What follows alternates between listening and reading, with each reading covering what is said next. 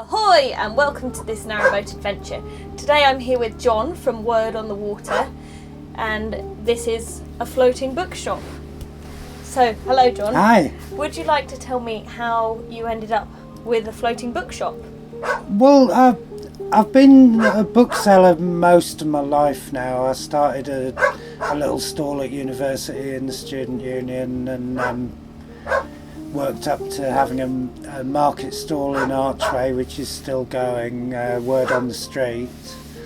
My friend from the canal, Paddy, came to work with me in the market, and we both lived on boats, and we'd come home to the boat from the market and kind of go, I wish we could do the market here instead of having to go to do it. And so we started making a business plan to convert Paddy's Narrowboat into a bookshop. Then we were quite advanced with actually kind of the written part of that, sort of actually writing a business plan and working out the maths and so on. When this boat appeared moored up with a for sale sign on it, we were both just blown away by what a beautiful boat it was, but also how out of reach that kind of money was. Mm-hmm. But we went to see the guy who was selling it, and I'd met him before a few times, and we asked him if he'd considered leasing the boat to us rather than selling it. And we showed him the business plan, and he read through it and he talked over it with his family, and then he met up with us again and he said, I'll give you the boat if you give me an equal partnership in the business. Oh. And so that's how the business got off the ground, with the three of us in partnership. Oh, that's really interesting. And okay, and so what's happened, how long ago was that? That was 6 years ago now, 2011. Okay, and so if people want to find your bookshop, where are you based? We're right here in King's Cross, just between Granary Square and York Way, near the King's Place building. We've got permanent mooring here now. We're open every day, 7 days a week, from midday to 7 p.m. Mm-hmm. If the weather's nice and we're enjoying the atmosphere, we stay open a bit later in the summer. Lovely.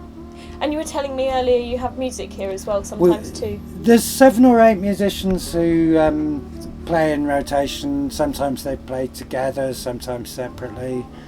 A couple of sax players who I particularly like, some clarinets, some jazz guitar, a South American keyboard player, and we let them come when they feel like it, basically. They're in the spirit of jazz, and it's better to have somebody playing jazz because they feel like playing jazz than because they organised it a month ago and they can't get out of it. Have any of the books gone in the canal? We used to suffer from that a lot more than we do now. Stefan, one of the partners, very good with woodwork. He improved the shelfage, and we put a lip at the end that stops things blowing in. And touch wood, that problem's pretty much solved now, although we did suffer from it a bit at the beginning. Was there anything particular that went in that was a great grievance to you? Anything that goes into grievance, really, because we choose the books quite carefully, and a book in the waters kind of stopped being a book at that point. Mm. So how do you go about choosing your books then? I've been reading every day for the last 47 years, and so I choose the best books that I've ever read and the books that I most want to read in the future, alongside recommendations and things that seem interesting. There's a little bit of a formula of classic, cult, or contemporary. So if a book's if a book's published as a classic, I'll usually pick it up and keep it in stock, because they tend to be the things people look for, the books people need if they're studying. Cult literature, books that have created their own following, books that like Catch-22 or Zen and the Art of Motorcycle Maintenance, and kind of great 20th century literature, people like Steinbeck and Kerouac and Burroughs. So it's a pretty broad range. I was talking to my mum this morning actually before I came here, and she was saying, because I asked her what sorts of things she thought I should ask you, and she was saying she wondered how with the advent of Kindle you guys could keep going. And you were talking earlier well, about we opened in 2011, which was 8 out of 10 bookshops that were existent in Britain that year closed that year.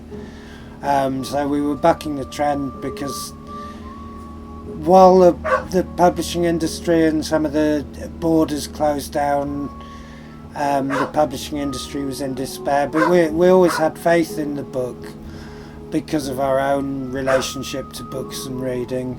We thought we couldn't be the only ones, and actually borders closing down really opened the market for bookshops, because suddenly almost 50% of the books that were sold before borders closed down were sold by borders. Yeah. So there's obviously a space for Something new, and it was a phrase that Paddy used to use. There's always room for a good one, and so we focused on quality and presentation, customer service, and having the right books that people actually want. And I always make a comparison between. I think Kindles are like e-cigarettes. It's great to have one on the train, but you still want a real one when you get home. I like that. That's good. And we were talking earlier as well about sort of how really nicely the books and boating go together.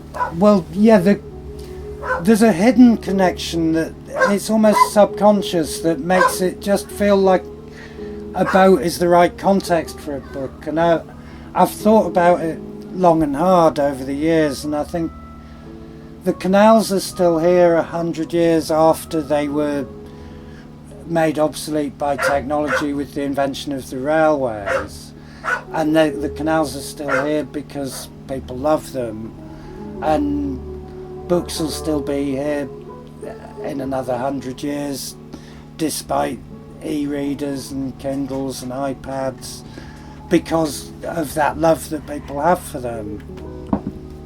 Do you have books about boating, or do you think that's sort of something you avoid? No, absolutely don't avoid that. We've got particularly nice books that we always keep in stock, I call Houseboat, which a lot of people who live on boats look to that book for inspiration for ways they can adapt their boat. And there's some very good books about canal history and canal life. John Sargent's book Boating Round Britain, we've usually got a copy of that in stock, and the Black Dog series of narrowboating books I really liked. But I found that it's a bit hit and miss with narrowboat books. Some of them you can tell the writer has just never been on a narrowboat, or they've only been on a home mooring. They're supposed to be a little bit boring. It's supposed to happen at this pace. Yeah. That is an alternative to the sort of hectic stress of everyday life, that you can do something calm and slow paced, and that you don't have to be overstimulated all the time. If you want to have a really exciting time on a boat, get a yacht. But if you want things to be calm and stress free, narrowboating, apart from the odd moment, will usually give you that. I just want to mention LTC Rolt, who in the 40s and 50s pretty much saved the canals from from falling into dereliction. How's that? With his, he wrote a book about the history of the canals and about the joys of leisure boating. Okay. And he founded the IWA, which is that's still really going interesting. strong today. And they actually formed work parties where British Waterways was filling locks with rubble to actually like stop people going through them. They'd come and they'd form work parties and actually like dredge the canals and make them navigable again. Oh wow, that's really interesting.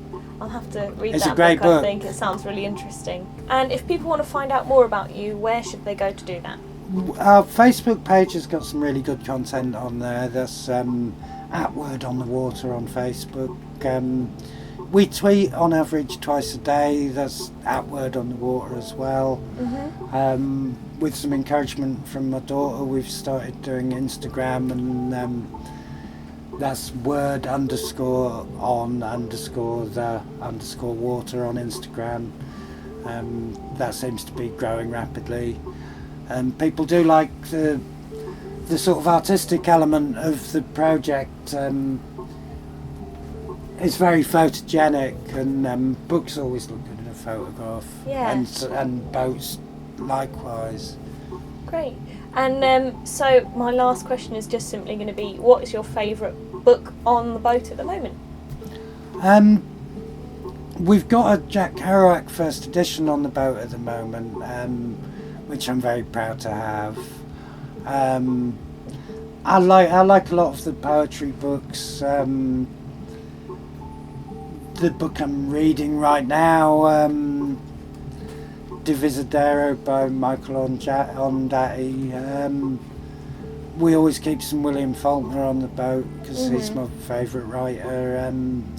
Walt Whitman I was very inspired by, and I could go on. It's hard to choose a favourite then. It's hard to choose a favourite. Cool.